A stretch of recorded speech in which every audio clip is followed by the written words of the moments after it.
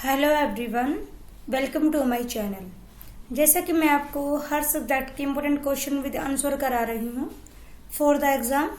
तो आज हम BPCG 174 जो हमारा ये सब्जेक्ट कोड है मनोविज्ञान और मीडिया, उसी के हम इम्पोर्टेंट क्वेश्चंस देखेंगे विद आंसर्स।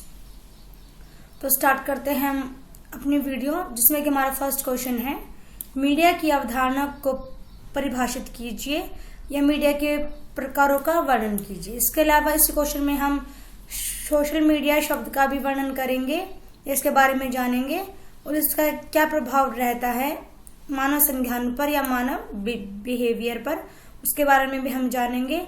इसके अलावा मनोविज्ञान और मीडिया के बीच में क्या संबंध होता है और मीडिया मनोविज्ञान की क्या भूमिका होती है, इसके बारे में भी हम बात करेंगे। इसके अलावा मीडिया मनोविज्ञान में शोध विधियों का वर्णन कीजिए, इसके बारे में भी हम पढ़ेंगे। देखिए, इन 4 क्वेश्चनों में हमारे जो 2 यूनिट्स है इस वाले मतलब हम बुक की हमारी, तो इन 4 क्वेश्चनों में हमारे पूरे 2 चैप्टर्स मतलब कवर अप हो जाएंगे। मैंने कोशिश की है यहाँ पे इन शॉर्ट में आपके लिए यहाँ पे अवेलेबल कराने की। जो हमारे 2 चैप्टर हैं इन 4 क्वेश्चनों में कवर अप हो जाएंगे। तो देखिए, फर्स्ट क्वेश्चन क्या है कि मीडिया होता क्या है। जो फर्स्ट क्वेश्चन था ना हमारा, मीडिया की अवधारणा को परिभाषित कीजिए, मीडिया के विभिन्न प्रकारों का वर्णन कीजिए। तो फर्स्ट वही है हमारा। हम जाने सबसे पहले कि मीडिया का मीनिंग क्या होता है, क्या उसका अर्थ होता है। जो मीडिया होती है वो एक तकनीक है जिसका एकमात्र उद्देश्य क्या होता है कि बड़े पैमाने पर दर्शकों तक संदेश पहुंचाया जाए। मतलब एक बहुत बड़े स्केल पे जो ऑडियंस है उन तक हम अपना जो मैसेज है उसको हम पहुंचा दे या वो वहां तक पहुंच जाए, यही मीडिया का एकमात्र मोटिव होता है। मीडिया आम जनता तक समाचार पहुंचाने के लिए एक प्राथमिक साधन माना जाता है। मतलब ये एक मतलब प्राइमरी सोर्स होता है, ये मतलब कॉमन पीपल्स तक अपना इंफॉर्मेशन पहुंचाने का। वातावरण जिसमें कई कार्य होते हैं या विकसित होता है वही मीडिया होता है। देखिए, मीडिया संचार के द्वारा समाचार, सूचना, कला, संस्कृति, शिक्षा, मनोरंजन व अन्य सामग्री जो भी होती है उसका उपयोग करके हम बहुत सारे साधनों को हम संबोधित करते हैं। मतलब कि हम इन सारे जो भी ये सारे हमने पढ़े हैं, समाचार जैसे हो गया, सूचना हो गया, मतलब जो अलग अलग ये सेक्टर्स हैं, इन सब में जो मीडिया होता है वो अपना रोल प्ले करता है, इसमें वो अपना यहाँ पे योगदान देता है। मीडिया कई प्रकार का हो सकता है, जैसे कि पत्रिका, टेलीविजन, ऑनलाइन समाचार होते हैं जैसे आप सभी देखते हैं, फिल्म, संगीत, रेडियो, ब्लॉग्स, सोशल मीडिया आदि। मतलब ये सारे टाइप्स हैं मीडिया के। इसके अलावा देखिए, मीडिया का उपयोग समाचार को सूचित करने, समय समय पे समाचार को साझा करने के लिए, समाज की समस्याओं पर ध्यान केंद्रित करने के लिए, समाज को नए विचारों से अवगत कराने आदि के लिए उपयोग किया जाता है। मतलब ये यहाँ पे यूज हो गया मीडिया का कि मीडिया का क्या क्या यूज है। देखिए, समाज को इंफॉर्मेशन देने के लिए, मतलब न्यूज बताने के लिए कि हाँ भी करंटली क्या चला हुआ है हमारी सोसाइटी में, उसके बारे में बताने के लिए, जो भी प्रॉब्लम्स है हमारी सोसाइटी में वो उस पर मतलब अटेंशन करने के लिए, और जो नए नए विचार जो आते हैं हमारे सोसाइटी में तो उन सब से हम सबको अवगत कराने के लिए, हम सबको अवेयर कराने के लिए। तो ये सारी यूज हो गई हमारे मीडिया की। इसके अलावा देखिए, यदि हम बात करें मीडिया के प्रकार की, तो यहाँ पे 3 प्रकारों की बात की गई है, लोक मीडिया, प्रिंट मीडिया और इलेक्ट्रॉनिक मीडिया। जो लोक मीडिया होता है इसमें क्या, जैसे कठपुतली, लोक रंगमंच, नुक्कड़ नाटक, ये सारे लोक मीडिया में आ जाते हैं। तो ये सारे मतलब लोक मीडिया के जो प्रकार होते हैं ये मनोरंजन के साथ साथ ये इंसान को मोटिवेट भी करते हैं। तो ये होगा हमारा लोक मीडिया। सेकंड है जो प्रिंट मीडिया। प्रिंट मीडिया में जैसे पुस्तकें, पंपलेट, समाचार पत्र, पत्रिकाएं, मतलब ये सारे आते हैं प्रिंट मीडिया में, जिनका उद्देश्य क्या होता है कि लोगों को इनको पढ़ के लोग इनसे नॉलेज लेते हैं प्रिंट मीडिया के थ्रू। थर्ड है इलेक्ट्रॉनिक मीडिया, जिसमें क्या आता है, रेडियो, सिनेमा, टेलीविजन आते हैं, जिन्हें देखकर खबरों का पता लगाया जा सकता है। मतलब हम इनको सुनते हैं, हम इनको देखते हैं और इसके थ्रू ही हमको इन्फॉर्मेशन मिलती है। तो ये हमने यहाँ पे फर्स्ट पार्ट कंप्लीट कर लिया है अपने इस क्वेश्चन का कि मीडिया क्या होता है और मीडिया के प्रकार क्या होते हैं, ये हमने कंप्लीट कर लिया है यहाँ पे। सेकंड है हमारा सोशल मीडिया शब्द का वर्णन कीजिए। मानव संज्ञान व व्यवहार पर मीडिया व सोशल मीडिया के प्रभाव पर प्रकाश डालिए।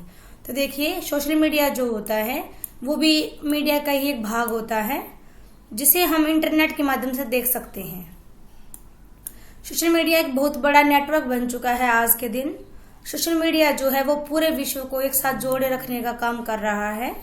सोशल मीडिया संचार के लिए बहुत ही इम्पोर्टेंट माना गया है। मतलब यदि हमको अपनी बात, मतलब कोई हमारी बात नहीं सुन रहा है, हम चाहते हैं कि हमारे देश की जनता हमको सुने, तो यहाँ पे हम यूज कर सकते हैं सोशल मीडिया का अपनी बात को आम जनता तक पहुंचाने के लिए। इसके अलावा देखिए, मीडिया की दुनिया में सोशल मीडिया एक बहुत ही लोकप्रिय और बेहतरीन प्लेटफॉर्म बन चुका है। आज के समय में लोग टेलीविजन को छोड़कर इंटरनेट या सोशल मीडिया पर फिल्मों और टीवी पर आने वाले प्रोग्रामों को भी देख रहे हैं।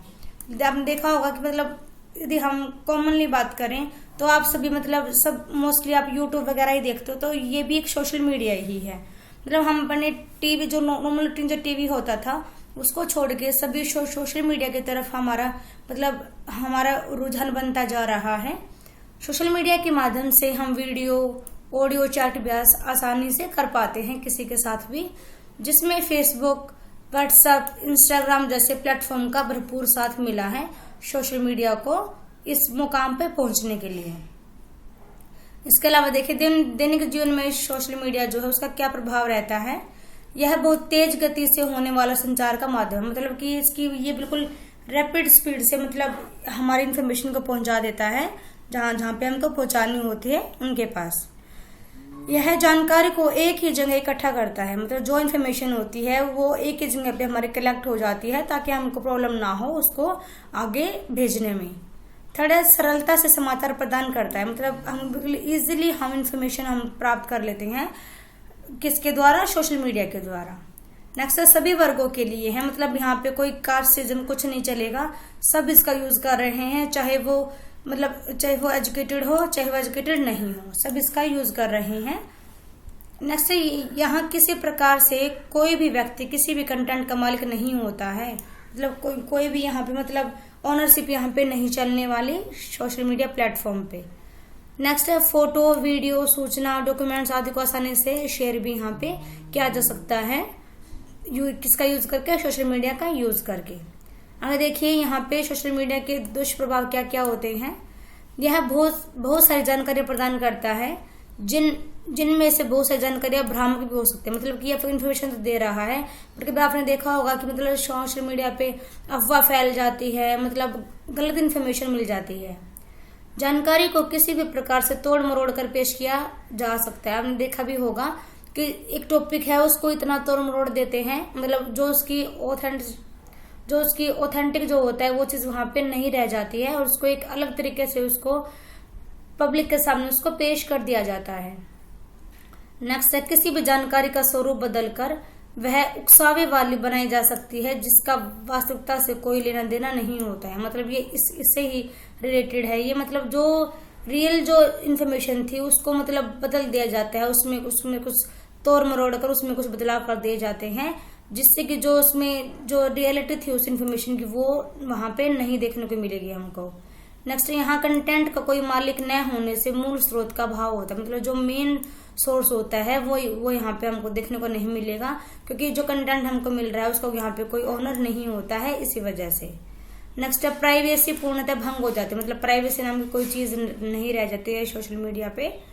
इसके अलावा फोटो या वीडियो की एडिटिंग करके भ्रम फैला सकते हैं। आपने देखा भी होगा, मतलब किसी का भी फोटो उठा के डाल देते हैं, तो मतलब ये एडिटिंग का ही तो कमाल है कि मतलब वो इंसान वहां पे है भी नहीं, बट उसके फोटो को वहां पे मतलब लगा देते हैं और वहां पे भ्रम पैदा हो जाता है, और जिनकी वजह से कभी कभी दंगे जैसे मतलब आशंका भी उत्पन्न वहां पे हो जाती है।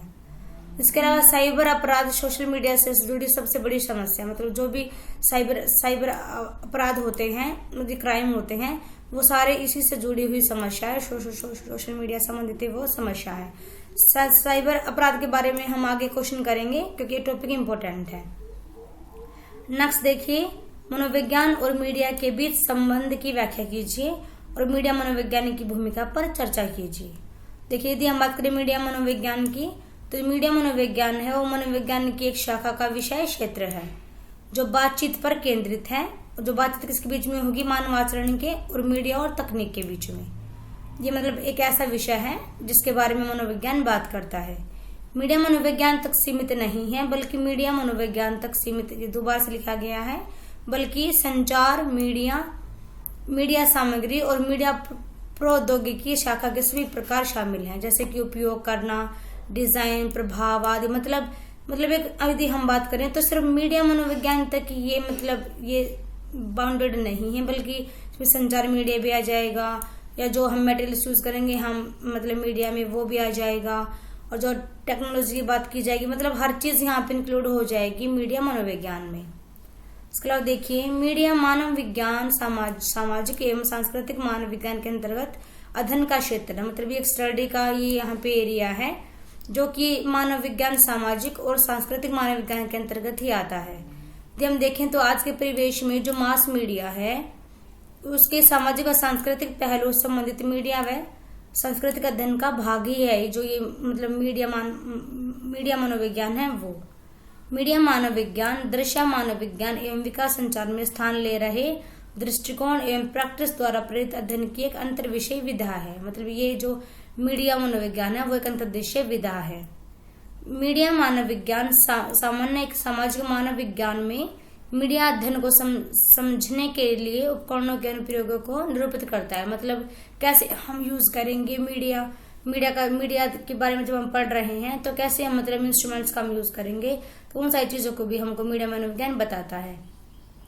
इसके अलावा देखिए, मनोविज्ञान के एक उपविषय के रूप में मीडिया मनोविज्ञान मानवों, समूहों एवं संस्कृतियों पर जनसंचार माध्यमों के प्रभाव की जांच करने हेतु मनोविज्ञान के सिद्धांतों, ढांचे व विधियों का उपयोग करता है। इस प्रकार यदि हम देखें तो हम क्या कह सकते हैं कि मीडिया और मनोविज्ञान में बहुत ही गहरा संबंध है। इसके अलावा देखिए, नेक्स्ट यहाँ पे मीडिया मनोविज्ञान की क्या भूमिका होती है। जो मनोवैज्ञानिक होता है, जो मीडिया मनोवैज्ञानिक होता है, उसकी क्या भूमिका होती है। देखिए, जो मीडिया मनोवैज्ञानिक होता है वो संचालक होता है, शोधकर्ता होता है, मानसिक स्वास्थ्य पर प्रदाता होता है, सलाहकार होता है। ये सारे रोल वो प्ले करता है जो मीडिया मनोवैज्ञानिक होता है वो।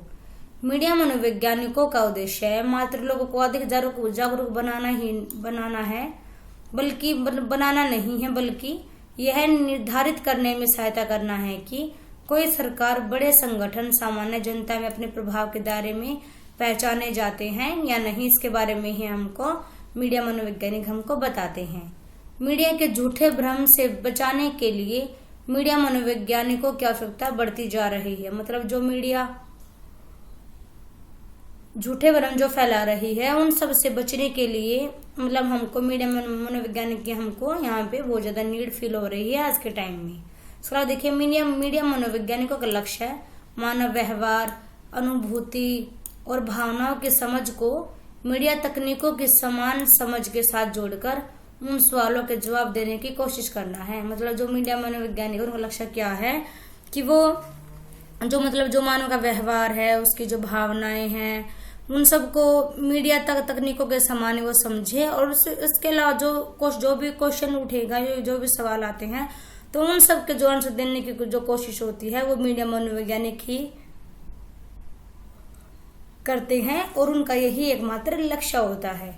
तो इस फर्स्ट क्वेश्चन में हमारा लास्ट पार्ट बचता है, ये मीडिया मनोविज्ञान में शोध विधियों का वर्णन कीजिए। देखिए, मीडिया और मनोविज्ञान में शोध की महत्वपूर्ण भूमिका के लिए ऐसे अनेक उदाहरण मौजूद हैं जो इस तर्क के समर्थन करेंगे कि मीडिया मानव मनोविज्ञान को भिन्न भिन्न तरह से प्रभावित करता है। इसलिए मीडिया और मनोविज्ञान के मध्य जुड़ाव को एक असहज संबंध के रूप में रेखांकित किया जा सकता है। जो मीडिया और मनोविज्ञान है उसमें जो शोध की इम्पोर्टेंस है वो बहुत ज्यादा होती है, क्योंकि इसके वजह से ही हमको हम अपने जो भी हमारी इन्फॉर्मेशन होती है, जो भी हमारा कंसेप्ट होता है, उसके बारे में हम बिल्कुल हम 100% श्योर होकर हम बोल सकते हैं कि हाँ हमने इस पे रिसर्च किया है, उसके बाद ही हम ये बात बोल रहे हैं। तो यहाँ पे शोध की इम्पोर्टेंस बहुत ज्यादा होती है। देखिए, मीडिया मनोविज्ञान में शोध अत्यंत महत्वपूर्ण होती है। मीडिया मनोविज्ञान शोध का केंद्र माना जाता है। यह दोनों एक दूसरे के साथ किस प्रकार क्रिया करते हैं, यही शोध का केंद्र है। जो मीडिया है और जो मनोविज्ञान है, वो आपस में कैसे मतलब क्रिया करेंगे, यही शोध का केंद्र माना जाता है मीडिया मनोविज्ञान में। इसके अलावा देखिए, जो मीडिया मनोविज्ञान है उसमें शोध को 2 श्रेणी में बांटा गया है, मात्रात्मक और गुणात्मक। मात्रात्मक में मुख्य रूप से संख्याओं के बारे में बात करी जाती है मात्रात्मक में। और जो गुणात्मक है उसमें क्या देखेंगे, देखिए, अपने विस्तृत अर्थ में लोगों के खुद के लिखित अथवा बोले गए शब्दों एवं अवलोकन योग्य व्यवहार के रूप में वर्णनात्मक आंकड़ों पर आधारित है ये। मतलब कि जो लोग जो है वहां पे, जो उन्होंने खुद क्या मतलब उन्होंने अवलोकन किया, क्या उन्होंने वहां बिहेवियर को नोटिस किया, जो वहां पे इंसानों ने खुद लिखे हैं, लोगों ने जिन्होंने शोध किया है, तो उन्होंने जो आंकड़े दिए हैं, जो उन्होंने जिन आंकड़ों का वर्णन किया है उसके बारे में ही हमको गुणात्मक में देखने को मिलेगा। इसके अलावा देखिए, मात्रात्मक और गुणात्मक शोध की कुछ विधियां हैं जो इस प्रकार है। सबसे फर्स्ट है प्रायोगिक विधि। प्रायोगिक विधि आपको सबको पता है कि प्रयोग किया जाता है। ये प्रयोग प्रणाली भी हम इसको बोल सकते हैं, जहां पर एक नियंत्रित परिवेश के अंतर्गत एक कंसेप्ट पे या एक कल्पना की मतलब हम ऑथेंटिसिटी को हम यहाँ पे टेस्ट करते हैं, हम उसकी प्रामाणिकता की जांच करते हैं।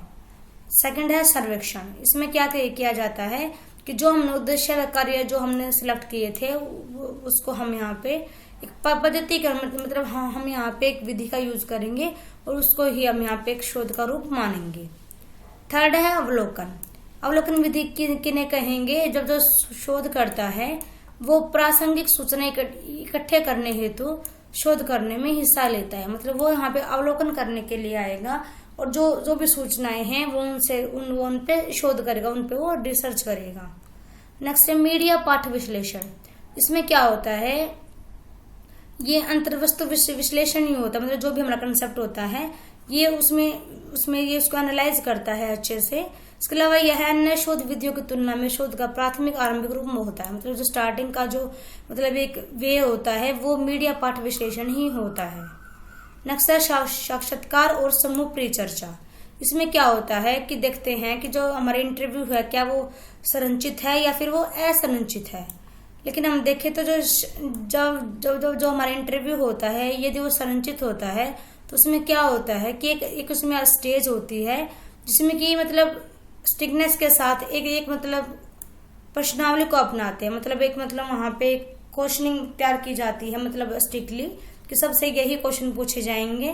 तो मतलब एक पूरा सेट कर दिया जाता है उसको और उसके अकॉर्डिंग ही क्वेश्चन पूछे जाते हैं ताकि जो विश्लेषण है वो बिल्कुल ऑथेंटिक हो, हर बार सेम आंसर मिले, इसी वजह से। नेक्स्ट है समूह परिचर्चा। इसके अंतर्गत क्या होता है कि उन लोगों से एक निश्चित विषय को लेके सामूहिक विचार विमर्श किया जाता है जो उस विषय में जानते हैं। मतलब कि जो लोग जानते हैं उनको इकट्ठा बिठा लिया जाता है और उनसे उस कंसेप्ट के बारे में जो हम लेके चल रहे हैं स्टार्टिंग से, उसके बारे में ही हम उनसे विचार विमर्श करते हैं। इसके अलावा देखिए, यदि हम देखें तो मनोविज्ञान की समस्याओं का अध्ययन करने के लिए प्रेक्षण, प्रयोग, सहसंबंधात्मक अनुसंधान, सर्वेक्षण, मनोवैज्ञानिक परीक्षण व व्यक्ति अध्ययन मतलब केस स्टडी विधियों का उपयोग किया जाता है। मतलब जो हमने पढ़ी तो है, इनके साथ हम इनका भी बोल सकते हैं यहाँ पे कि हम इनका भी यूज करते हैं मनोविज्ञान में समस्याओं का अध्ययन करने के लिए। मनोवैज्ञानिक शोध का स्वरूप जिस प्रकार से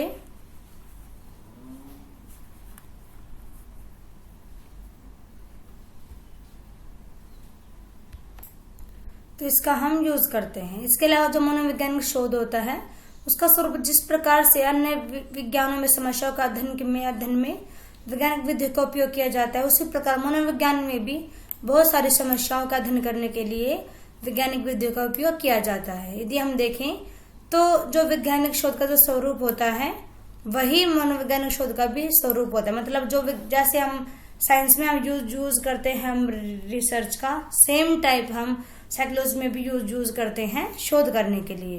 तो यहाँ पे हमारा फर्स्ट क्वेश्चन कंप्लीट हो गया है। आई होप कि आपको समझ में आ गया हो। अब हम करेंगे हमारा क्वेश्चन नंबर 2 जो कि है, देखिए, प्रासामाजिक संबंध की विशेषताओं को स्पष्ट कीजिए। प्रासामाजिक संबंध को परिभाषित करने वाले कारकों के बारे में बताइए और क्या होता है प्रासामाजिक संबंध और इसको परिभाषित करते हुए इसकी हमको विशेषता के बारे में हमको बताना है। तो ये है हमारा क्वेश्चन नंबर 2 जिसको हम करते हैं अभी। देखिए क्या होते हैं परासामाजिक संबंध। जब जन सामान्य और विशिष्ट लोगों के मध्य बनने वाले संबंधों को परासामाजिक संबंध कहते हैं। मतलब कोई विशिष्ट लोग, जैसे कोई सेलिब्रिटी होता है और जन मतलब कॉमन पीपल के बीच में जब कोई रिलेशन बनता है तो उसी को परासामाजिक संबंध क्या कहते हैं। श्रोता एवं दर्शक प्रशंसकों के समुदाय के साथ मिलकर एक सामाजिक वातावरण का निर्माण करते हैं और सांस्कृतिक अनुभवों को व्यापकता देते हैं, जो कि मीडिया के द्वारा हम तक पहुंच पाते हैं। प्रशंसकों और मीडिया के मध्य संबंधों को मीडिया फैंडम भी कहा जाता है। मतलब जब जो चाहने वाले होते हैं, जो फैंस होते हैं, मतलब और जो मीडिया के बीच में जो रिलेशन बनता है उसको मीडिया फैंडम भी कहा जाता है। इसके अलावा देखिए परासामाजिक संबंध जो होता है वो एक प्रकार का साइकोलॉजिकल रिलेशन ही होता है, जिसके अनुभूति श्रोता और दर्शक तक करते हैं, जब वे किसी माध्यम के जरिए विभिन्न भूमिकाओं को निर्वाह करने वाले यंत्रों को देखते या सुनते हैं। जैसे कि टेलीविजन इस प्रकार का फेमस मतलब मीडियम बन गया है। परासामाजिक संबंध जो होते हैं वो सामाजिक संबंधों की भांति नहीं होते हैं, क्योंकि इनमें परा जो वर्ड है वो यहाँ पे मेंशन होता है इसी वजह से। मतलब क्या कहने का मतलब क्या है कि जो दर्शक होते हैं या जो सुनने वाले होते हैं वो एक मीडियम का यूज करते हैं। मतलब अपने जो उनके जिनको वो पसंद करते हैं, मतलब जो प्रशंसक होता है वो अपने जिनको वो जैसे मतलब जो सेलिब्रिटीज होती है वो उनको पसंद करता है, तो मतलब वो एक जरिया होता है जिसके थ्रू वो उनको जानते हैं। जैसे कि अगर टाइम में टेलीविजन इसका एक बहुत अच्छा मीडियम बन गया है, जिसके थ्रू एक अच्छा रिलेशन बनता है प्रशंसकों और सेलिब्रिटी के बीच में। इसके अलावा यदि हम देखें तो परासामाजिक संबंधों को प्रभावित करने वाले घटक कौन कौन से, देखिए फर्स्ट है चरित्र की तरह के गुण एवं योग्यताओं को धारण करना। मतलब कि जो मतलब उनके कैरेक्टर कुछ विशेषताएं होती है जिनको जो प्रशंसक होते हैं उसको धारण करने की कोशिश करते हैं, वो उनके जैसे बनना चाहते हैं, वो उनके जैसे दिखना चाहते हैं। सेकंड है उपभोक्ता की लैंगिकता तथा आयु। मतलब डिपेंड करता है कि मतलब कि वो मेल है फीमेल है या फिर उनका आयु गैप कितना, मतलब उनका जो एज डिफरेंस है वो कितना है। थर्ड है मौजूदा रुझान। मतलब रिसेंटली चला क्या हुआ है, किस टॉपिक की बात हो रही है, मतलब रिसेंटली वहां पे क्या मतलब रुझान है, उसके अकॉर्डिंग भी यहाँ पे डिपेंड करता है परासामाजिक संबंध के ऊपर। यदि हम देखें परासामाजिक संबंधों की विशेषताएं तो देखिए क्या क्या है कि एक तरफा संबंध होता है। मतलब जो फैंस होते हैं वो मतलब अपने साइड से वो बहुत ज्यादा मतलब उनको मतलब एक अच्छा रिलेशन मानते हैं।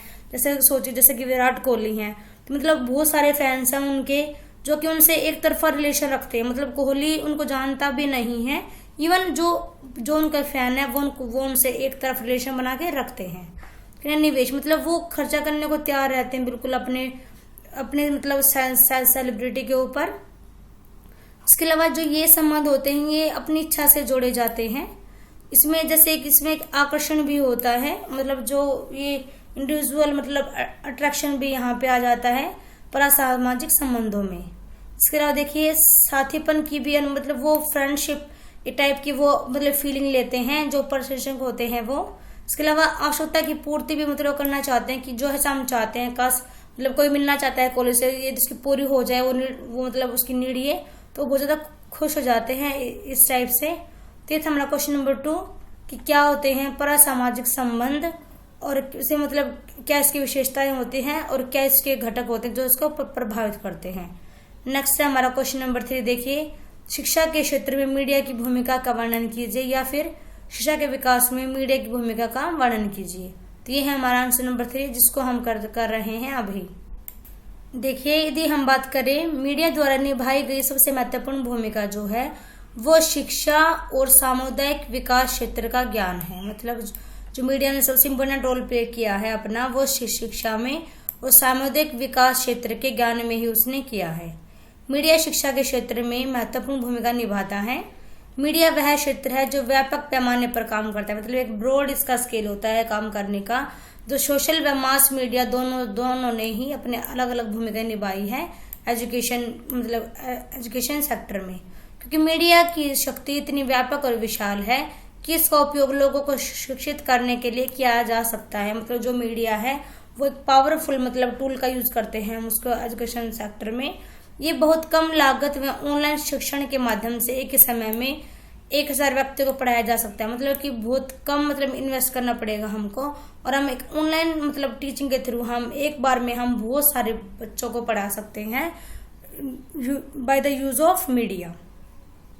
यह छात्रों और शिक्षकों को कक्षा की दीवारों से परे मतलब वो जो पहला का एनवायरमेंट था जो क्लासेस का, मतलब कि एक रूम दे दिया गया, वो आपकी क्लासरूम है, उसी में आपको पढ़ना है, उस 4 दीवारों में रह के आपको पढ़ना है। बट ऐसा आज के दिन नहीं है, क्योंकि मतलब जो शिक्षा का विस्तार है वो बहुत ज्यादा बढ़ चुका है, जिसमें कि हम विचारों को जोड़ने मतलब विचारों को साझा करने की भी यहाँ पे अनुमति दी गई है आज के टाइम में। इसके देखिए मास मीडिया, टेलीविजन कार्यक्रम होते हैं, इंटरनेट वेबसाइट्स हैं, समाचार पत्र हैं, संगीत, टेप, सीडी, पत्रिकाएं, रेडियो कार्यक्रम। विशेष रूप से ये सब क्या है, ये उपकरण है, ये तकनीक है जिसका उपयोग करके जो व्यक्ति होता है वो बड़े बाहरी दर्शकों को संदेश मतलब भेजता है इनका यूज करके। यदि हम देखें तो यहाँ पे क्लियर हो जाता है कि जो मास मीडिया जो है वो पाठ्य पुस्तकों या शिक्षाविदों की बजाय दुनिया के बारे में जानकारी का एक बहुत ही बड़ा स्रोत है। बच्चे सैद्धांतिक रूप से नहीं बल्कि व्यावहारिक रूप से नई चीजें सीखना पसंद करते हैं। मतलब कि वही ऑथेंटिक मतलब बच्चे को मतलब रटा रटाया बच्चों को पसंद नहीं होता है। बच्चा चाहता है कि जैसा वो करे उससे मतलब करके सीखे, बच्चे को वही चीज पसंद होती है। इसीलिए जब वे टीवी पर कई ऐतिहासिक धारावाहिक देखते हैं तो वे बहुत कुछ सीखते हैं, जब वे किताबों से पढ़ते हैं जब वो नहीं सीख पाते। इवन यहाँ पे कहने का मतलब क्या है कि एक तो आप बच्चे को बुकिश नॉलेज दे रहे हैं, बुकों में पढ़ा रहे हैं, जैसे आपने बताया कि भाई ऐसे लाल किला है, मतलब उसके बारे में आप बच्चों को लाल किले के बारे में बता रहे हैं, और एक मतलब आप बच्चे को वहां पे ऐतिहासिक जगह पे आप बच्चों को वहां पे लेके जा रहे हो, बच्चों को वहां पे दिखा रहे हो। मतलब कहने का मतलब क्या है कि बच्चा जैसा देखेगा बच्चा वैसा ही सीखेगा, बजाय कि बच्चा आप बुकों से पढ़ा रहे हैं तो बच्चा वहां पे अच्छे से नहीं सीख पाएगा। इवन यदि आप बच्चे को कुछ मतलब वो अपने विजुअल एक्सपीरियंस से सीखेगा तो बच्चा बहुत अच्छे से वहां पे सीखता है। तो यदि हम देखें तो हम क्या कह सकते हैं कि जो मीडिया जो जागरूकता है वो ज्ञान पैदा करने व लोगों को शिक्षित बनाने में अपनी महत्वपूर्ण भूमिका निभाता है। यदि हम देखें तो बहुत सारे मतलब जो एजुकेशन जो इंस्टीट्यूट्स है उसमें बहुत सारे मतलब सिस्टम का विकास किया गया है छात्रों के जीवन को बेहतर बनाने के लिए। बहुत सारे वहाँ पे संसाधनों व सिस्टम पर भरोसा करते हुए वहाँ पे देखा गया है कि शिक्षा में सोशल मीडिया का उपयोग छात्रों, शिक्षकों, माता पिता को अधिक उपयोगी जानकारी देने के लिए, मतलब शिक्षण समूहों के लिए व अन्य शैक्षिक प्रणाली से जुड़ने में मदद करता है, जो कि जो शिक्षा को सुविधाजनक बनाते हैं। इसके अलावा देखिए वर्तमान समय में यदि हम बात करें तो जो स्कूल जो करिकुलम होता है उसमें जो मीडिया की प्रासंगिकता है वो पहले की तुलना में ज्यादा बढ़ गई है आज के दिन, क्योंकि मीडिया में सूचना और विचारों को प्रसारित करने के लिए उपयोग किए जाने वाले उपकरण होते हैं जिनका यूज करके हम अपनी सूचनाओं को जनता तक पहुंचाते हैं। हम देखें तो जो सूचना का जो स्थानांतरित करने की क्षमता होती है वो केवल कुछ चीजों पर ही निर्भर होती है। मौखिक जानकारी और कुछ मैनुअल रूप से लिखित जानकारी तक सीमित थे पहले के टाइम में, जैसे कि किताबों, स्कूलों, दस्तावेजों के रूप में था। जैसे जैसे दुनिया अधिक उन्नति और जटिल होती गई शिक्षा की गुणवत्ता में भी वृद्धि हुई है, इसलिए इसने शिक्षा को जल्दी, कुशलता से और बिना भौगोलिक सीमाओं को प्रदान करने में मदद की है। अतः मीडिया शिक्षा के क्षेत्र में बहुत महत्वपूर्ण भूमिका निभाता है। तो हमने यहाँ पे कंप्लीट कर लिया है अपना क्वेश्चन नंबर 3 भी। अब हम करेंगे हमारा क्वेश्चन नंबर 4 जो कि है प्रभावी विज्ञापन कार्यक्रम को डिजाइन करने के चरणों की व्याख्या कीजिए या आधुनिक विज्ञापन के नए प्रारूपों का उदाहरण सहित वर्णन कीजिए। तो ये है हमारा क्वेश्चन नंबर 4। देखिए, जब किसी उत्पाद या सेवा को बेचने के उद्देश्य से कि जब हम संचार करते हैं या मतलब हम कोई चीज बेचना चाहते हैं या फिर हम कोई उत्पाद बेचना चाहते हैं, तो जब हम उसके रिगार्डिंग जब हम जन संचार करते हैं, हम बातचीत करते हैं, तो उसी को हम विज्ञापन कहते हैं, एडवर्टाइजमेंट कहते हैं। विज्ञापन विक्रय कला का एक नियंत्रित जन संचार माध्यम होता है ये सामान बेचने के लिए, जिसके द्वारा उपभोक्ता को दर्शाई एवं सर्वै सूचना इस उद्देश्य से प्रदान की जाती है कि वह विज्ञापनकर्ता की इच्छा से विचार, सहमति, कार्य व्यवहार करने लगे। मतलब कि कहने का मतलब क्या है कि जो सामान खरीदने वाला है वो भी अपनी इच्छा बना ले और वो सहमत हो जाए विज्ञापनकर्ता की इच्छा से। विज्ञापन अपनी छोटी सी संरचना में बहुत कुछ समाये होता है। आज विज्ञापन हमारे जीवन में एक अहम हिस्सा बन चुका है हमारी लाइफ का। जो विज्ञापन शब्द है वो वी और ज्ञापन से बन के बना है। यहाँ पे वी का अर्थ क्या होता है, विशिष्ट, और ज्ञापन का मतलब होता है सूचना, मतलब कि विशिष्ट सूचना किसी भी टॉपिक के बारे में। अतः यदि हम विज्ञापन का अर्थ देखें तो वो क्या हो गया, वो हो गया विशिष्ट सूचना। यदि हम आधुनिक समाज की बात करें तो यहाँ पे विज्ञापन जो है वो व्यापार को बढ़ाने वाले माध्यम के रूप में यहाँ पे जाना जाता है। प्रभावी विज्ञापन क्या होता है कि जिसका उपभोक्ता पर वांछित प्रभाव पड़ता है। इसका मतलब क्या है कि प्रभावी विज्ञापन वह है जो प्रेरक होता है, जो मोटिवेट करने वाला होता है, और जिससे प्रेरक होकर जो ग्राहक होता है वो उस ब्रांड के अनुकूल रवैया अपनाता है, और यह मूल रूप से विज्ञापित किए गए जा रहे ब्रांड के प्रति उपभोक्ता के खरीदारी करने वाले व्यवहार में बदलाव होता है। मतलब कहने का क्या है कि जो इफेक्टिव एडवर्टाइजमेंट होता है वो क्या होता है, वो ऐसा होता है कि वो कस्टमर को मतलब उसका माइंड सेट कर देता है, उसको मोटिवेट कर देता है कि हाँ वो उनके प्रोडक्ट को लेके ही मानेगा। मतलब वो उसका जो बिहेवियर था वो उसमें चेंज कर देता है और वो उसके बिहेवियर को अपनी साइड लेके आ जाता है। हम देखें कि प्रभावी विज्ञापन के मतलब क्या स्टेप्स होते हैं उसको बनाने के। तो सबसे पहले विज्ञापन उद्देश्य का मतलब चयन किया जाता है, उसको सिलेक्ट किया जाता है कि हमको किस टॉपिक पे हमको विज्ञापन बनाना है। सबसे पहले हम इस टॉपिक का चयन करते हैं, हम उस टॉपिक को सिलेक्ट कर लेते हैं। उसके बाद क्या होता है विज्ञापन बजट पर मतलब हम डिसीजन लेते हैं कि भी कितना खर्चा आएगा इस विज्ञापन को बनाने में, उसके बारे में बात की जाएगी। उसके बाद विज्ञापन अभियान को विकसित करना, मतलब हम उसके जो हमारा ये प्रोग्राम चलेगा उसको हम कैसे विकसित करेंगे उसके बारे में हम बात करेंगे यहाँ पे। उसके बाद सही मीडिया का चयन, मतलब कि हम किस मीडिया का मतलब क्या यूज करेंगे, हम कौन से मीडिया के सेक्टर का हम यूज करेंगे अपने एडवर्टाइजमेंट को पब्लिक तक पहुंचाने में।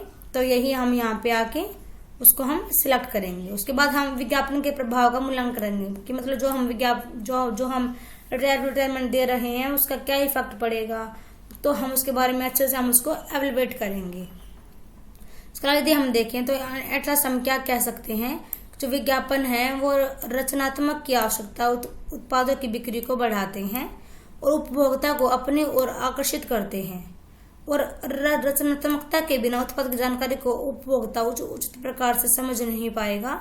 इसलिए रचनात्मकता की किसी भी उत्पाद की लोकप्रियता के लिए विज्ञापन में इसकी आवश्यकता पड़ती है। मतलब कि जो क्रिएटिविटी होती है वो बहुत इंपॉर्टेंट होती है, क्योंकि इसका यूज करके जो विज्ञापन बनाने वाला होता है वो इसका यूज करके अपने प्रोडक्ट को अच्छा दिखाने की कोशिश करता है और अपने प्रोडक्ट के बारे में वो अच्छी जानकारी उपभोक्ताओं को देता है ताकि वो उनके प्रोडक्ट को खरीद सके।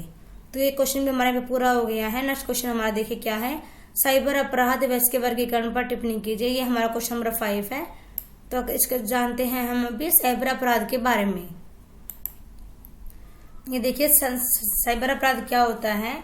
साइबर अपराध एक ऐसा अपराध है जिसमें कंप्यूटर और नेटवर्क का इस्तेमाल किया जाता है, या जिसमें कंप्यूटर और नेटवर्क जिसमें शामिल होते हैं। किसी भी कंप्यूटर का आपराधिक स्थान पर मिलना या कंप्यूटर से कोई भी अपराध करना कंप्यूटर अपराध कहलाता है। साइबर अपराध में नेटवर्क शामिल नहीं होता है। किसी भी निजी जानकारी को प्राप्त करना व उसका गलत यूज करना, किसी की निजी जानकारी कंप्यूटर से निकाल लेना या चोरी कर लेना ही साइबर अपराध कहलाता है। मतलब कि यदि हम किसी का पर्सनल डाटा हम निकाल लेते हैं या फिर हम उसको निकाल के उसकी चोरी कर लेते हैं और हम उस डाटा को किसी और के पास भेज देते हैं, तो डेट मीन्स क्या है कि हमने साइबर अपराध किया है, हमने साइबर क्राइम किया है। तो हम बात करें तो कंप्यूटर अपराध भी कई प्रकार के माने जाते हैं, जैसे देखें जानकारी चोरी करना, जानकारी को मिटाना, जानकारी में फेरबदल कर देना, किसी की जानकारी को किसी और को दे देना, कंप्यूटर के भागों की चोरी करना या फिर उसको नष्ट करना। इसके अलावा जो साइबर अपराध है, मतलब जो साइबर जो क्राइम होता है उसके भी बहुत सारे प्रकार होते हैं, जैसे स्पैम, ईमेल, हैकिंग करना, फिशिंग, वायरस को डालना, किसी की जानकारी को ऑनलाइन प्राप्त करना या किसी पर हर वक्त नजर रखना। तो ये सारे टाइप्स हैं साइबर अपराध की। देखो अब अभी हम इनके बारे में अच्छे से जान लेते हैं। साइबर अपराध के प्रकार या टाइप्स ऑफ साइबर क्राइम, जिसमें फर्स्ट है स्पैम ईमेल। देखिए इसमें क्या होता है, इसमें अनेक प्रकार के ईमेल आते हैं, जिसमें ऐसे ईमेल्स भी होते हैं जो सिर्फ कंप्यूटर को नुकसान पहुंचाते हैं। मतलब कोई हमारे कंप्यूटर में ऐसे ईमेल भेज देता है जिसकी वजह से हमारे कंप्यूटर को बहुत ज्यादा नुकसान हो जाता है, और इन्हीं ईमेल की वजह से हमारा पूरा कंप्यूटर हमारा खराब हो जाता है। इसी को कहेंगे हम स्पैम ईमेल। नेक्स्ट है हैकिंग। हैकिंग में आपको पता होगा कि हैक कर लेते हैं किसी की जानकारी को, या फिर पूरे आपके सिस्टम को ही हैक कर लिया जाता है, और आप वो आपको हैक करके आप आपका नाम और पासवर्ड भी उसको भी वो चेंज कर देते हैं अपने आप ही। नेक्स्ट है साइबर फिशिंग। इसमें क्या होता है कि किसी के पास स्पैम ईमेल भेजना ताकि वो अपनी निजी जानकारी दे दे और इस जानकारी से उसका नुकसान हो जाए। और यह ईमेल आकर्षित होते हैं, बहुत ही अट्रैक्टिव होते हैं ये। जब देखा भी होगा कि वो हमारे फोन पे मैसेज आते रहते हैं कि भाई आपने इतना जीता है, आपको इतना अमाउंट मिल रहा है। ये सारे हमको ईमेल के थ्रू भी आ सकते हैं, हमको मैसेज के थ्रू भी आ सकते हैं। ये बहुत ही अट्रैक्टिव होते हैं ताकि जो आगे वाला है वो हमारी बातों से अट्रैक्ट हो जाए और हमको अपने बारे में इंफॉर्मेशन दे दे, और फिर वो हमारे साथ फ्रॉड कर लेता है। नेक्स्ट है वायरस फैलाना। जो साइबर अपराधी जो होते हैं वो कुछ ऐसे सॉफ्टवेयर के हमारे कंप्यूटर में भेज देते हैं जिनमें कि वायरस छिपे होते हैं, और इनमें virus, worm, Trojan horse, logic horse आदि बहुत सारे वायरस के नाम है ये, जो कि हमारे कंप्यूटर को आगे जाके नुकसान पहुंचाते हैं। इसके अलावा देखिए सॉफ्टवेयर पायरेसी।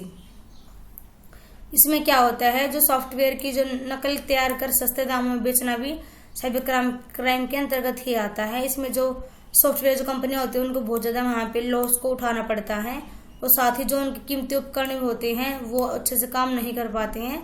ऐसा बना दिया जाता है साइबर क्राइम का यूज करके।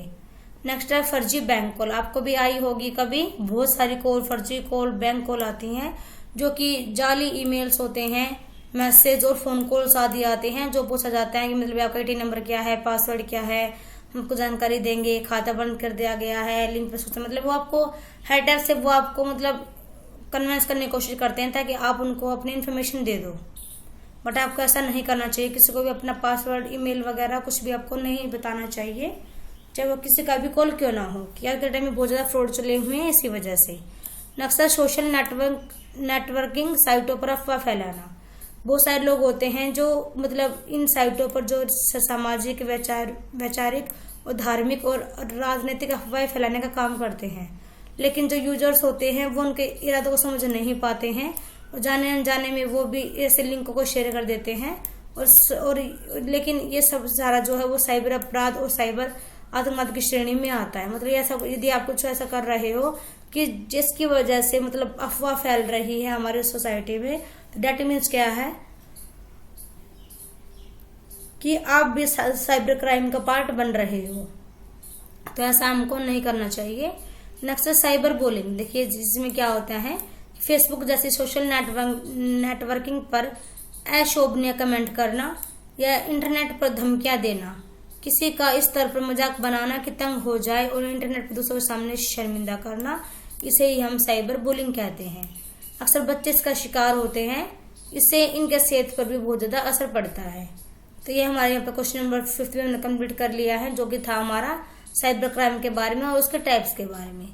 क्वेश्चन हमारा है, देखिए क्वेश्चन नंबर 6, स्वास्थ्य संचार में मीडिया की भूमिका की व्याख्या कीजिए। यह स्वास्थ्य शिक्षा और स्वास्थ्य संचार में क्या अंतर होता है, और स्वास्थ्य संचार के प्रसार के विभिन्न चैनलों की चर्चा कीजिए। तो ये है हमारा क्वेश्चन नंबर 6। देखते हैं हम इसको अभी। देखिए स्वास्थ्य संचार क्या होता है, जो प्रचार करता है स्वास्थ्य संबंधी जानकारियों का, जैसे कि जो सार्वजनिक जो स्वास्थ्य अभियान होते हैं, स्वास्थ्य जो शिक्षा होती है, डॉक्टर्स और रोगी के बीच संचार करने का जो अध्ययन होता है या अभ्यास है, वो सारा हमारा स्वास्थ्य संचार में ही आता है। उसके अलावा देखिए स्वास्थ्य संबंधी जानकारी को प्रसार करने का जो उद्देश्य होता है वो स्वास्थ्य साक्षरता में सुधार करके व्यक्तिगत स्वास्थ्य विकल्पों को प्रभावित करना होता है। जो स्वास्थ्य संचार जो होता है वो स्वास्थ्य सेवा में एक अनूठा स्थान होता है स्वास्थ्य संचार का, जो पेशेवरों को स्वास्थ्य में सुधार के लिए जनता के निर्णयों इन कार्यों को सूचित करने और प्रभावित करने के लिए संचार रणनीतियों का उपयोग करने की अनुमति देता है।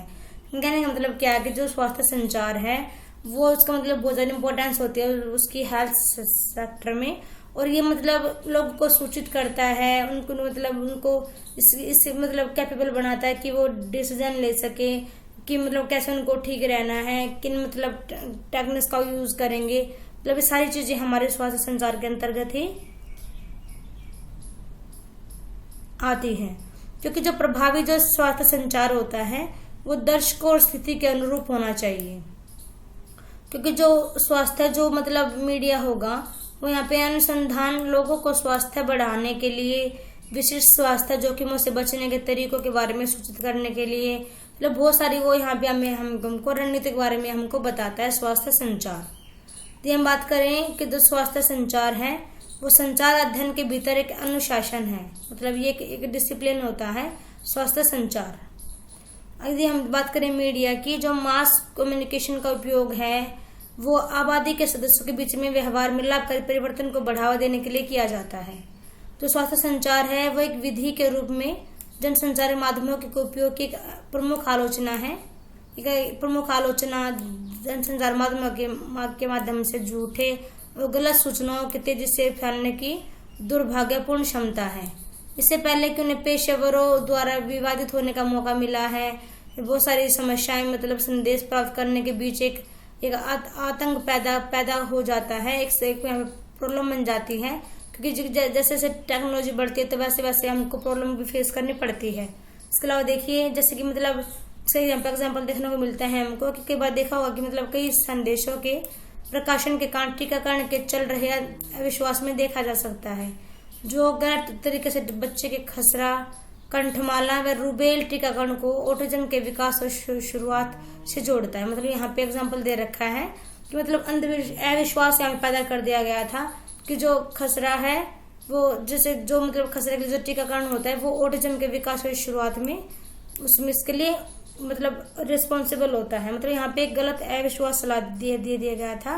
इसके अलावा देखिए नए सोशल नेटवर्किंग तकनीकों के कारण यहाँ पे उसके जो उनके माता पिता होते हैं वो टीकाकरण पर अविश्वास करने लगे और उन्होंने अपने बच्चों को टीका लगवाना छोड़ दिया। लेकिन यह झूठी खबर थी जो लंबे समय के बाद मतलब संदेह रखा जाता और जो उनको मना कर दिया गया था, जो जिसकी वजह से सार्वजनिक एक स्वास्थ्य चिंता पैदा हो गई थी। मतलब कि मतलब क्या है कि किसी ने मतलब अविश्वास फैला दिया था कि जो खसरे वाला टीका होता है उसकी वजह से बच्चे में ऑटिज्म का विकास हो रहा है। तो इसकी वजह से जो पेरेंट्स थे उन्होंने अपने बच्चों को टीका लगवाना बंद कर दिया था, तो वहां पे अविश्वास फैला दिया गया था। तो देखिए यहाँ पे है स्वास्थ्य शिक्षा और स्वास्थ्य संचार में क्या डिफरेंस होता है, वो कौन कौन से चैनल्स का हम यूज करते हैं स्वास्थ्य संचार के प्रसार के रूप में। तो देखिए लोगों को स्वास्थ्य के सभी पहलुओं के बारे में शिक्षित करना स्वास्थ्य शिक्षा कहलाती है। तो जो लोगों को हर मतलब पर्सपेक्टिव से बताएगी हेल्थ के बारे में वही हमारी स्वास्थ्य शिक्षा कहलाती है। कि हम देखें तो इसके अंतर्गत पर्यावरण का स्वास्थ्य है, फिजिकल हेल्थ, सामाजिक स्वास्थ्य है, भावनात्मक स्वास्थ्य है, बौद्धिक स्वास्थ्य है, आध्यात्मिक स्वास्थ्य, सभी इसके अंतर्गत ही आएंगे स्वास्थ्य शिक्षा के अंतर्गत ही। इसके अलावा स्वास्थ्य शिक्षा जो होती है उसके द्वारा हम व्यक्ति या व्यक्तिगत समूह कैसा बर्ताव करता है जो स्वास्थ्य की उन्नति, रख रखाव और पुनः प्राप्ति में सहायक होती है हमारी स्वास्थ्य शिक्षा। तो स्वास्थ्य शिक्षा होती है वो हर व्यक्ति के लिए जरूरी होती है, क्योंकि इसका यूज करके ही हम अपने आप को स्वस्थ शरीर एक दे पाएंगे। और अगर आप सबको पता होगा कि एक स्वस्थ शरीर में एक स्वस्थ दिमाग का निवास होता है, इसलिए हर व्यक्ति को स्वास्थ्य संबंधी जानकारी रखनी चाहिए अपने बारे में। किंतु स्वास्थ्य संचार है वो भी एक अनुसंधान का क्षेत्र है जो स्वास्थ्य और स्वास्थ्य देखभाल से जुड़ी सारी स्थितियों व परिस्थितियों व संदेशों के दायरे पर केंद्रित रहता है। तो स्वास्थ्य संचार होता है वो अनुसंधान का एक अंतर्विषय क्षेत्र माना जाता है, जिसमें जो चिकित्सा विज्ञान है और इसमें सामाजिक स्वास्थ्य भी आएगा और संचार, मतलब ये सारे यहाँ पे स्टडी के टॉपिक रहने वाले हैं स्वास्थ्य संचार में। ये होगा डिफरेंस ऑफ बेस्ट संचार चैनल कौन से हम यूज करेंगे स्वास्थ्य संचार या स्वास्थ्य शिक्षा को प्रसारित करने के लिए। तो इसमें फर्स्ट हमारा मनोरंजन मीडिया, मतलब क्या मीडिया का यूज करते हैं हम अपनी मतलब लोगों को जागरूक करने के लिए हेल्थ के बारे में। सेकंड है प्रत्यक्ष विपणन। इसमें क्या होता है कि मतलब कुछ स्वास्थ्य संगठन होते हैं जो लोगों को मतलब स्मोकिंग के प्रति मतलब वहाँ पे लोगों को मैसेज देते हैं, उनको मतलब वहाँ पे मैनेजमेंट करते हैं उनके लिए इसके अलावा बहुत सारे मतलब वो यहाँ पे जीवन शैलियों को अपना के दिखाते हैं उनको कि भाई कौन से हम मतलब उपकरण का यूज करके हम इनसे बच सकते हैं। वो यहाँ पे इंफॉर्मेशन फैलाते हैं, जानकारी देते हैं बच्चों को, दर्शकों को अपने स्वास्थ्य संबंधी, ताकि वो अपने अच्छी हेल्थ को मेंटेन रख सके इसी वजह से। नेक्स्ट है पारस्परिक संचार, मतलब कि म्यूचुअल मतलब मीडिया का यूज करते हैं हम, कम्युनिकेट किया जाता है डायरेक्ट मतलब जो पर्सन्स होते हैं उनसे। तो यहाँ पे स्वास्थ्य जो निर्णय और जो व्यवहार है उनको प्रभावित करने वाले बहुत सारे यहाँ पे स्वास्थ्य संचार होते हैं, उनके ऊपर डिपेंड करता है हमारा स्वास्थ्य है। इसके अलावा इन संबंधों में सबसे महत्वपूर्ण एक व्यक्ति होता है और उनके स्वास्थ्य देखभाल प्रदाता होते हैं। और इसके अलावा यहाँ पे एक सामाजिक सहायता प्रणाली के बीच संबंध और बातचीत होती है यहाँ पे। इसके अलावा ये कनेक्शन व्यक्ति के स्वस्थ विकल्प बनाने के निर्णय को एक सकारात्मक रूप से प्रभावित करता है। मतलब कि कैसे मतलब जो एक इंसान है वो कैसे एक मतलब अपने एक हेल्दी रिलेशंस बनाए, या कैसे मतलब वो एक हेल्दी ऑप्शन लेकर चले अपनी लाइफ को लेकर, कैसे वो मतलब एक पॉजिटिव डिसीजन मेकर बन जाए वो जो व्यक्ति है। तो ये सारी चीजें हमारी डिपेंड करती हैं हमारे स्वास्थ्य के ऊपर। तो यहाँ पे हमने हमारा क्वेश्चन नंबर 6 भी कंप्लीट कर लिया है। नेक्स्ट हमारा क्वेश्चन नंबर 7 देखिए, मीडिया मनोविज्ञान में शोध जटिल क्यों है, और मीडिया मनोविज्ञान शोध में नैतिक मुद्दों की चर्चा कीजिए। तो ये हमारा क्वेश्चन नंबर 7 देखिए मीडिया और मनोविज्ञान में शोध की जो महत्वपूर्ण भूमिका होती है उसके हमको बहुत सारे एग्जाम्पल देखने को मिल जाएंगे कि मतलब जो मीडिया में जो मनोविज्ञान है उसके लिए हम शोध मतलब क्यों इम्पोर्टेंट है, रिसर्च यहाँ पे क्यों इम्पोर्टेंट है।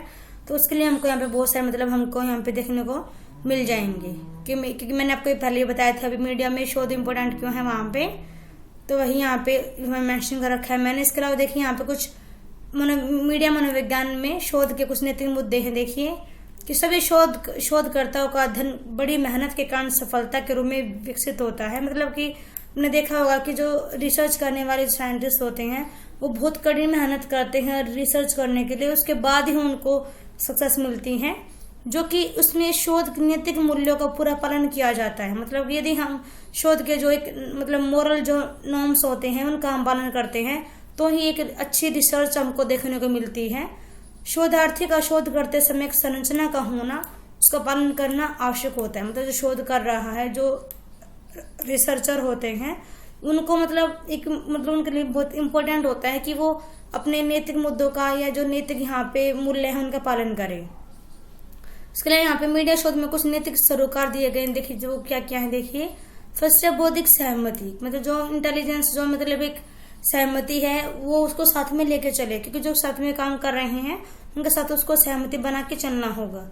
नेक्स्ट नामहीनता और गोपनीयता, मतलब कि वो अपने नाम को ही हर जगह पे ना अड़ाए कि मैंने रिसर्च की है तो मेरा नाम ही आएगा, नहीं ऐसी बात नहीं है। पूरे ग्रुप को साथ लेके चलना चाहिए और जो भी इंफॉर्मेशन उनको सीक्रेट रूप में रखना चाहिए। निजता, मतलब कि वो मतलब खुद के बारे में ही यहाँ पे वो नहीं सोचेगा बल्कि वो सबके बारे में यहाँ पे सोचता है। इसके अलावा शोध निष्कर्षों की रिपोर्टिंग और प्रकाशन नैतिकता, क्योंकि जो भी यहाँ पे रिजल्ट निकल के आया है उसकी वो रिपोर्टिंग करेंगे और उसका प्रकाशन करेंगे, ये भी एक नैतिकता है जिसका पालन करना होता है शोध करने वालों को। तो क्वेश्चन नंबर हमारा 7 था। आई होप कि आपको समझ में आ रहा होगा मेरा कंटेंट। और यहाँ पे क्वेश्चन नंबर 8 जो है वो है मीडिया प्रतिनिधित्व में विभिन्न प्रकार की रूढ़िबद्धताओं पर चर्चा कीजिए कि क्या होती है रूढ़िबद्धता। देखिए रूढ़िबद्धता या रूढ़िवादिता जो होती है वो सामाजिक विज्ञान के अंतर्गत एक ऐसी विचारधारा है जो पारंपरिक मान्यताओं का अनुकरण तार्किकता व वैज्ञानिकता के स्थान पर केवल आस्था व पुराने अन्य अनुभव के आधार पर ही करती है। आप सबको पता होगा कि जो हम कहते हैं ना पुरानी सोच जो होती है, जो एक रूढ़िवादिता सोच जो होती है वो यही होती है कि मतलब वो मतलब साइंटिफिक तरीके से वो नहीं सोचेंगे बल्कि वो हर टाइप से मतलब हर बात को वो अपनी आस्था व अपने पुराने अनुभव के रूप में लेकर चलेंगे। जैसे कि आपने देखा होगा कि बोलते हैं कि बिल्ली ने रास्ता काट दिया तो आप भी थोड़ी देर के लिए रुक जाओ वरना आप शुक्र मानते हो उसको। तो मतलब ऐसा कुछ नहीं होता है, साइंस ऐसा कुछ नहीं मानती है, बल्कि जो ये एक रूढ़िवादिता सोच बना दी गई है। यह सामाजिक राजनीतिक एवं नैतिक मान्यताओं का वास्तविक आधार होता है जो चिरकाल से प्रचलित मान्यताओं और व्यवस्था के प्रति सम्मान को बढ़ावा देती है। मतलब ये कुछ प्राचीन जो मान्यताएं थी जिनको यहाँ पे स्थान दे दिया गया। जो रूढ़िवादिता होती है वो हानिकारक मानी जाती है क्योंकि वे व्यक्तियों की विशेषता एवं विविधताओं की उपेक्षा करते हैं। मतलब ये चीज को नहीं मानते कि हर इंसान अलग होता है, नहीं, ये मतलब जो सोच बन गई उसके अकॉर्डिंग ये हर इंसान को देखते हैं, तो इसलिए इसको हानिकारक माना गया है। कुछ रूढ़िवादिताएं जिन्हें मीडिया पर प्रस्तुत किया जाता है वही कुछ समूहों के विषय में सूचना का एकमात्र साधन होती हैं। इस प्रकार के रूढ़ियां बहुत ज्यादा नेगेटिव हो सकती हैं क्योंकि जो वार्तालाप एवं यहाँ तक समाज के साथ किए गए व्यवहार को भी इससे बताया जा सकता है। मतलब कि कुछ तो इतनी नेगेटिविटी इतनी बड़ी होती है इन रूढ़ियों में कि मतलब वो जो व्यवहार गलत है उसको भी वो सही बता देते हैं अकॉर्डिंग टू इन रूढ़ियों के अकॉर्डिंग। नेक्स्ट है मीडिया में रूढ़िवादिता। देखिए, मीडिया में जेंडर रूढ़िवादिता मतलब कि मानते हैं कि मतलब जो जेंट्स होते हैं वो अच्छे से मतलब मीडिया मतलब वो अच्छे से बोल सकते हैं, मतलब इस टाइप से मतलब जेंडर रूढ़िवादिता हमको देखने को मिल जाती है मीडिया में भी। नेक्स्ट जाति और जातीय रूढ़िवादिता भी हम ऐसे देखेंगे, मतलब यहाँ पे कास्टिज्म को मतलब यहाँ पे प्रेफरेंस दे दी जाती है जाति रूढ़िवादिता में। नेक्स्ट बुजुर्गों की रूढ़िवादिता से मतलब जो बड़े होते हैं जो मतलब जिसकी मेंटलिटी है उसके अकॉर्डिंग ही वो बात करते हैं। नेक्स्ट देखिए, मानसिक स्वास्थ्य विकारों वाले लोगों में रूढ़िवादिता मतलब जिनको कुछ मेंटल प्रॉब्लम है तो मतलब वो तो मतलब ऐसी बातें करेंगे ही ना, मतलब बैकवर्ड टाइप से कि मतलब उनके माइंड में तो कुछ प्रॉब्लम चल रही है इसी वजह से वो ऐसी बातें करते हैं। तो इस रूप में भी हमको यहाँ पे रूढ़िवादिता देखने को मिलती है। तो यहाँ पे क्वेश्चन नंबर 8 हमारा यहाँ पे पूरा हो जाता है। नेक्स्ट क्वेश्चन नंबर 9 देखिए, इंटरनेट व्यसन विकार क्या होता है और लोगों पर इसका क्या प्रभाव पड़ता है, ये हमारा क्वेश्चन नंबर 9। देखिए, आप सबको पता है कि जो इंटरनेट होता है वो हमारे जीवन में संचार, सूचना, स्वास्थ्य सेवा, व्यापार और मनोरंजन से लेके ऑनलाइन खरीदारी मतलब शिक्षा के विभिन्न पहलुओं को बदल दिया है। इंटरनेट ने हमारी लाइफ को पूरी तरह से बिल्कुल चेंज कर दिया है। यदि हम करंट की बात करें तो जैसा कि इंटरनेट और भी विकसित होता जा रहा है, हम आने वाले वर्षों में और भी नए अनुप्रयोगों को देखने की हमको उम्मीद हम कर सकते हैं जो कि हमारे फ्यूचर को एक शेप देंगे। यह स्पष्ट है कि इंटरनेट हमारी दुनिया को कई तरीकों से प्रभावित करना जारी रखेगा। मतलब कि कहने का क्या है कि इंटरनेट ने हमारी लाइफ को बिल्कुल टोटली चेंज कर दिया है, उसको बिल्कुल ही बदल दिया है और जो इसके मतलब चेंजेस हैं वो लगातार हमको देखने को मिलते ही रहेंगे हमारे फ्यूचर में भी। इंटरनेट के बढ़ते जाल के कारण इंटरनेट व्यसन एवं इंटरनेट गेम वीडियो गेम व्यसन भारत में बड़ी चिंता का विषय बन गया। मतलब इंटरनेट को हम इतना यूज कर रही है हमारी पब्लिक आज के टाइम कि जो एक विकार के रूप में ये एक डिजीज के रूप में हमारे सामने आ रहा है। इसके अंतर्गत इंटरनेट व्यसन के व्यवहार से डोपामाइन का स्राव होता है। मतलब जब इंसान में इंटरनेट व्यसन हो जाता है तो जो इंसान है उसके व्यवहार में एक डोपामाइन नाम का एक मतलब हार्मोन होता है, उसका स्राव होता है जो इंसान को आनंद व संतुष्टि प्राप्त प्रमुख कारक ये होता है। मतलब कि जब आप फोन चलाओगे तो ही आपको मतलब संतुष्टि होगी। दैट मीन्स क्या है कि आपके अंदर डोपामाइन नाम का जो हार्मोन है वो वहां पे स्राव कर रहा है, जिसके कारण निर्भरता ज्यादा बढ़ेगी। मतलब कि हम बहुत ज्यादा और ज्यादा हम यहाँ पे डिपेंड होते जाएंगे इंटरनेट के ऊपर। इस तरह समय के साथ इंटरनेट के प्रयोग से संतुष्ट होने के लिए व्यक्ति तृप्ति की मात्रा तक पहुंचने के लिए इसका अधिक प्रयोग करने लगता है। मतलब कि वो चाहता है कि और देखा भी होगा आपने, जिसके यदि आप शॉर्ट्स देख रहे हो, यदि आप रील्स देख रहे हो तो डेट मीन्स क्या कि आपकी इच्छा करती है कि एक और देख लूं, एक और मतलब कि ऐसे ऐसे करके आप बहुत सारे देख जाते हो और आपको समय का भी पता आपको नहीं चलता है। इसके मतलब क्या है कि आप इंटरनेट का प्रयोग आप बहुत ज्यादा यहाँ पे कर रहे हो। हम इसके इफेक्ट की बात करें तो देखिए, इंटरनेट गतिविधि में बच्चा इन्वॉल्व रहता है हर टाइम। इसका मतलब इंटरनेट का उपयोग करने से बच्चे में मतलब जो आवेग होता है बच्चे का, वो अपने आवेग के प्रति प्रतिरोध करने में बच्चा बार बार अनसक्सेस हो जाता है। इसके अलावा जो बच्चे का जो मूड है और बच्चे में हमको दोष चिंता देखने को मिलेगी, वो हमेशा मतलब टेंशन में रहता है। इसके अलावा जो इंटरनेट के जो कुछ नियम्स होते हैं वो उनका भी उल्लंघन करने लग जाता है। वो अपनी लाइफ में अपना रोल प्ले भी वो अच्छे से नहीं करता है, वो अपनी जिम्मेदारियों को भी नहीं निभाता है। बहुत सारी मतलब हेल्थ समस्याएं भी बच्चे को आ जाती हैं, बहुत सारी प्रॉब्लम्स को वो फेस करता है। जो इंटरनेट होती है उसकी आदत बन जाता है, वो उसको यूज किए बिना नहीं रह पाएगा आगे आने वाले टाइम में। तो मतलब आपने खुद भी नोटिस किया होगा कि सुबह उठते ही सबसे पहले सब अपना फोन चलाते हैं। मतलब ऐसी हैबिट बन गई है सबकी कि सुबह उठते देखेंगे कि व्हाट्सएप पे किसी का मैसेज तो नहीं आया है, किसी ने क्या स्टेटस डाला है, आज क्या कुछ नहीं। मतलब कि उठते ही पहला काम सबका अपना फोन चेक करना ही होता है। इट मीन्स क्या है कि इंटरनेट व्यसन ही तो है जिसकी वजह से जिसने हम सब में आदत डाल दी है इंटरनेट यूज करने की, और जिसको हम यूज करते जा रहे हैं डे बाय डे बहुत ज्यादा। तो जो कि एक अच्छी हैबिट नहीं है, क्योंकि इसके बहुत सारे नेगेटिव इम्पैक्ट्स होते हैं जो हमारी बॉडी पे पड़ते हैं। तो हमको ऐसा नहीं करना चाहिए। नेक्स्ट हमारा क्वेश्चन नंबर 10 जो कि है गेमिंग व मीडिया फैंडम से संबंधित विभिन्न पहलुओं की चर्चा कीजिए। तो देखिए, यदि हम बात करें मीडिया फैंडम, देखिए क्या मैंने पहले बताया था आपको, मीडिया फैंडम का मतलब यहाँ होता है प्रशंसक जो होते हैं हमारे वो। देखिए, फिल्म, टीवी, मनोरंजन उद्योग रुचि के विशेष क्षेत्र के लिए समर्पित प्रशंसक के फंड ग्रुप में संदर्भित करता है। मतलब जैसे हमने देखा होगा कि फिल्म में, टीवी में या जो भी हमारे मनोरंजन के साधन है उसमें हमको देखने को मिलता है कि जो प्रशंसक होते हैं, जो हमारे फैंडम, जो हमारे फैंस होते हैं, वो जो उनकी सेलिब्रिटी होती है वो उनको लेके बहुत ज्यादा ही वो कॉन्शियस रहते हैं। मीडिया प्रशंसकों ने अवसर पर रद्द की गई टेलीविजन श्रृंखलाओं की ओर से आयोजन किया है। मनोरंजन उद्योग ने फैंडम को समर्पित कार्यक्रमों और सम्मेलनों को प्रायोजित व सीधे प्रस्तुत करके सीधे फैंडम समुदाय के सदस्यों को अपने काम को बढ़ावा दिया है। कि जो मीडिया उद्योग है उसने फैंडम के मतलब जो फैंस के लिए उन्होंने बहुत सारे कार्यक्रम या सम्मेलनों का उन्होंने आयोजन किया है, जिसकी वजह से जो फैंडम जो मतलब जो कम्युनिटी है वो उनका जो काम था वो अच्छे से बढ़ गया है। स्टूडियो अक्सर विस्तृत प्रदर्शन बनाते हैं, पैनल आयोजित करते हैं जिसमें फिल्म और टेलीविजन के मशहूर हस्तियों और लेखकों को शामिल किया जाता है। जैसे कि मौजूदा काम और काम दोनों को बढ़ावा देने के लिए जो अभी जारी होना बाकी है, मतलब जो काम हुआ भी नहीं है उसके रिगार्डिंग पहले मतलब बता दिया जाता है प्रशंसकों को, ताकि वो ज्यादा से ज्यादा मात्रा में वहां पे इकट्ठे हो जाए इसी वजह से। इसके अलावा देखिए, इसके अलावा यहाँ पे मतलब स्क्रीनिंग की जाती है या ब्रांडेड सस्ता जो माल की आपूर्ति होती है उसके लिए भी यहाँ पे यूज की जाती है इन सारी चीजों को। इसके अलावा प्रचारित किए जा रहे कार्यों के लिए फैंडम समुदाय की रुचि या उसका वेलकम करते हैं। प्रतिक्रिया का फिल्म स्टूडियो यहाँ पे देख सकते हैं हम उसको। इसके अलावा अन्य लोगों द्वारा प्रदर्शित की जाने वाली परियोजनाओं और उत्पादों के साथ आगे बढ़ने पर एक स्पष्ट प्रभाव हमको देखने को मिलता है।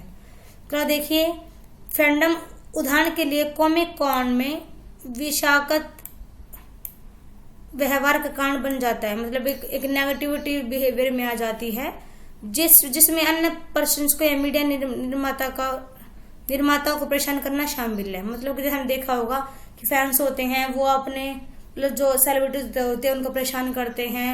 मतलब यहाँ पे नेगेटिव इम्पैक्ट है यहाँ पे इस चीज का। तो ये हमारे क्वेश्चन यहाँ पे कंप्लीट हो गए हैं। क्वेश्चन मैंने यहाँ पे आपको आज टोटल 10 क्वेश्चन कराए हैं। आई होप कि आपको समझ में आ गया होगा कंटेंट। मैंने यहाँ पे अपनी तरफ से पूरी कोशिश की है क्योंकि मैं यहाँ पे आपको इन शॉर्ट में अच्छा कंटेंट अवेलेबल करा दूं ताकि आपकी हेल्प हो जाए एग्जाम में। मैं यहाँ पे धीरे धीरे स्क्रॉल कर रही हूँ, आप इसको एक बार अच्छे से दोबारा से देख सकते हो।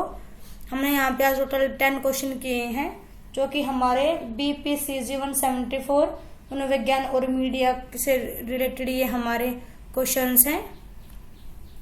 इसके अलावा मैंने यहाँ पे कोशिश की है कि मैं ज्यादा से ज्यादा आपको यहाँ पे ये इनके बारे में नॉलेज दे दूँ। एग्जाम पास आने वाला है हमारा इस वाले सब्जेक्ट कोड का। इसका हमारा एग्जाम 2 जून को है और जो ये पेपर हमारा होगा ये भी पूरा 100 मार्क्स का होगा। और यदि हम इन क्वेश्चनों को भी यदि आप अच्छे से कर लेते हो तो आप अच्छे स्कोर कर पाओगे एग्जाम में। मैं श्योर हूँ इस बार में, क्योंकि मैंने यहाँ पे अच्छे से बिल्कुल डीपली स्टडी करके तभी मैंने यहाँ पे ये क्वेश्चन रेडी किए हैं आप सबके लिए। तो आप सबके लिए बहुत हेल्पफुल रहने वाला है, क्योंकि मैंने यहाँ पे बहुत ज्यादा मेहनत की है इन क्वेश्चनों को यहाँ पे आपके लिए लाने के लिए। तो इन शॉर्ट में आपके लिए मतलब एक फुल बुक रिवीजन हम इसको बोल सकते हैं, क्योंकि इन 10 क्वेश्चन में आपको फुल बुक आपको देखने को मिल जाएगी इस वाली वीडियो में। तो मैंने यहाँ पे कोशिश की है कि मैं आपके लिए ज्यादा से ज्यादा यहाँ पे कंटेंट अवेलेबल करा दूँ इन शॉर्ट में, ताकि आप अच्छे से रिवीजन कर सको एग्जाम टाइम पे। इसलिए मैंने यहाँ पे इस वीडियो को यहाँ पे डाला है। तो हमने आज वीडियो में टोटल 10 क्वेश्चन किए हैं विद आंसर। आई होप कि आपके लिए हेल्पफुल रहा हो कंटेंट। इसका जो हमारा एग्जाम है वो अभी 2 जून को है और 100 मार्क्स का हमारा एग्जाम होगा ये। तो आप इसके वीडियो को अच्छे से कर लेना, और मैंने यहाँ पे धीरे धीरे स्क्रॉल किया है ताकि आप इस अच्छे से आप उसको कवर अप भी कर सको। तो आई होप कि आपको समझ में आ गया होगा कंटेंट अच्छे से। तो आपको समझ में आ रहा है तो प्लीज वीडियो को लाइक करें, शेयर करें और हमारे चैनल को ज्यादा से ज्यादा सब्सक्राइब करें, ताकि मेरे को भी मोटिवेशन मिले और मैं ज्यादा से अच्छा मैं कंटेंट आपके लिए बना के लेके आऊँ। Thanks everyone, thanks for watching.